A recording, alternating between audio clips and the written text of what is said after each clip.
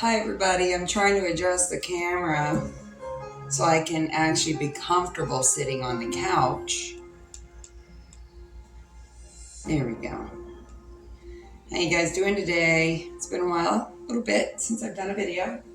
Personal, just reading for you guys.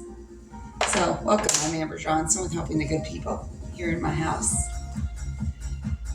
Today I want to read for you guys, Pursue Possibilities, and then I would like to do what I do best, which is open and point to a page and see what we get. It's very informational when you actually get out of your head, your comfort zone, do something crazy, even if it is guessing at something. That's kind of what it is. I don't know how many times that I have been, like, say, in a doctor's office and there's a magazine sitting next to me. And it could be a home and garden, and I'll open it up and I'll start reading, and it's like what I need to hear or what I need for my house or whatever it is. Try it someday. It'll work. You'll really be blown away with it. So anyway, that's what I'm going to do. This one's Freedom Seeker. Live more, worry less, and do what you love. It's a really good book. I'm serious. There's like information in it, and then there's some examples and actually things that they ask you to do. Writing assignments or like forgiveness techniques, exploring your options and things like that. It's very good. And you guys know this book, Pursue Possibilities. Today is September 1st, I think. Wow. My birthday is already next month, and I'm already going, where did the year go? What happened in this year? What happened? Did you have anything exciting or anything traumatic happen? And how'd you get through it? Think about those things for like a resolution, maybe. Give yourself 3 months to plan your goal. Start today. Start thinking about things that you want to do next year. Don't ask me where that came from. I'm just putting it out there so maybe someone needed to hear it. Today is September 1st, 2022. Be released.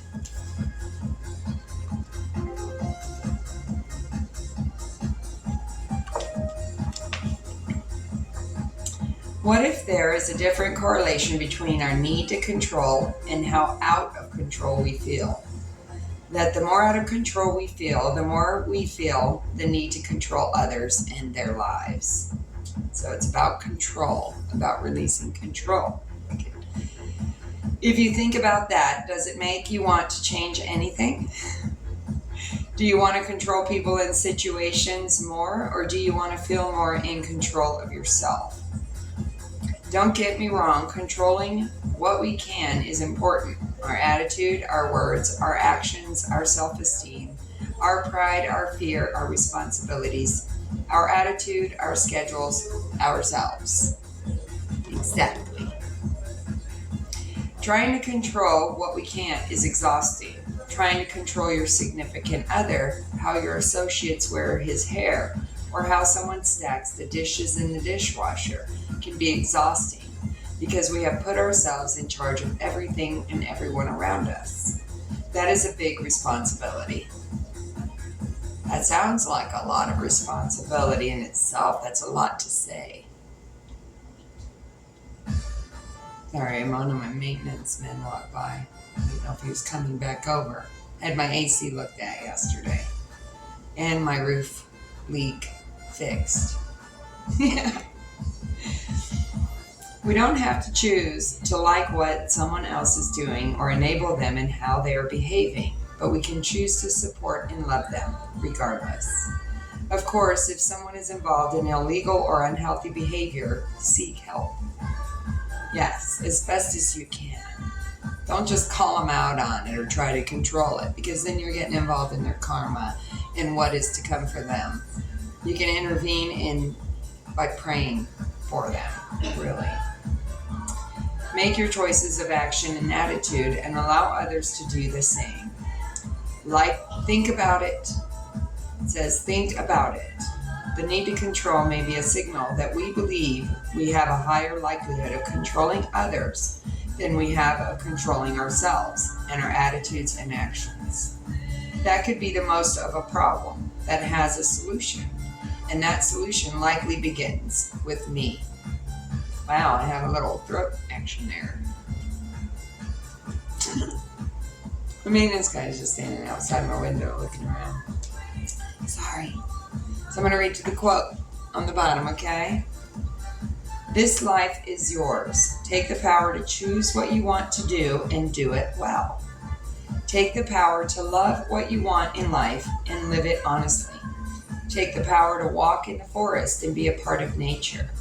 Take the power to control your own life. No one else can do it for you.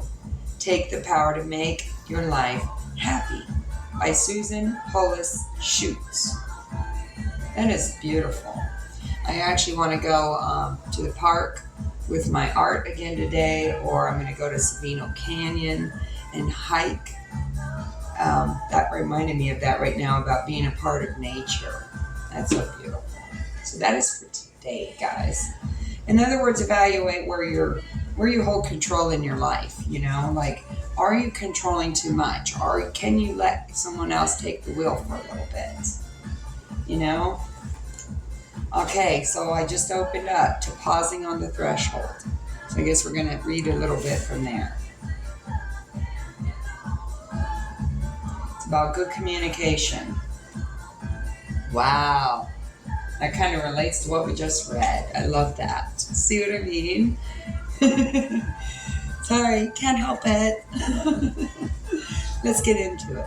I'm going to just read a little bit. Well, I'll figure out where to stop. There's not much here. So thank you, guys. If you're still following me and you're listening, I really, truly hope and pray that you're doing well. And if you're not, I send you an air hug. Okay? I send you big hugs, kisses, healing. Yeah, it's what I can do from here. And comment below if you want. And let me know where you're from, what you'd like to see in the videos, maybe, any input, anything. Let me know. Please hit the like button. Like, subscribe, and share as well. Anyway, pausing on the threshold.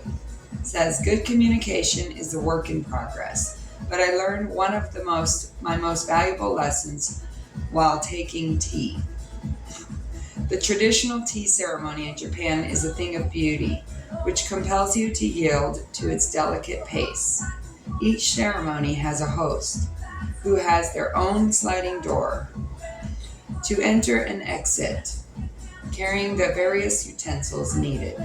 The door is a simple wooden lattice frame with white paper affixed to both sides, which slides back with a gentle push, separating the tea room inside and the corridor outside.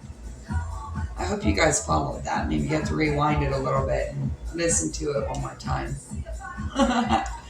It always fascinated me how long it took for the kimono-clad hosts to get in and out of the room.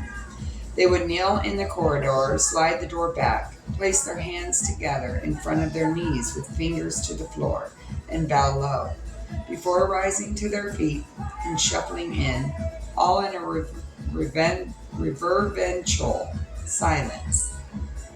This pause for browsing would give both the host and the guest a moment to acknowledge the outside and inside, the crossing of a boundary, the entry of each into the other's space.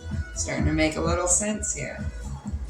Somehow this graciousness would allow the energy and atmosphere in the room to be held constant, regardless of the opening door and the entrance of another person. There was no sense of intrusion by the host or guests. No barging in, no loud introductions, no forced conversations. Simply a respectful pause at the threshold and a silent invitation to share tea. This threshold moment had such an impact on me that I started translating it into my own life. Before I entered a room full of people, I would take a moment to pause, consider who was inside, what the atmosphere was likely to be, and then enter. You guys ever feel like that? Like you stand outside the door and take that deep breath and be like, okay, I think I'm okay. And you know that there's going to be a lot of people in there. You just got to carry yourself confidently and know that you're good. You know what I mean? That's what I just thought of right now. It's like right before you open that door, you know, take a moment, pause, consider the inside and outside. Don't be afraid to open that door. Let's see. I felt a huge shift in the way I could read a room and how I was drawn to certain people without feeling like I was invading their space. I found the threshold moment to be valuable in conversation too, to understand when to hold back and when to dive in. So I'll end it, okay? Let's see here. It says, often we switch from one part of our day straight into another without a conscious transition. This means we take our work home or our home stresses to work. Sound familiar? We lunge from one meeting to the next, our bodies arriving before our minds. We turn up late for coffee with friends and swear about the traffic warden before we've even sat down, sabotaging the vibe created by those already gathered. Taking a moment to notice the shift from one place to another, to gauge the atmosphere and consciously arrive or leave makes all the difference. So be aware of your breath, be aware of your surroundings and what you're getting involved in before you jump in. In other words, just breathe. Be in the moment. Be honest with yourself.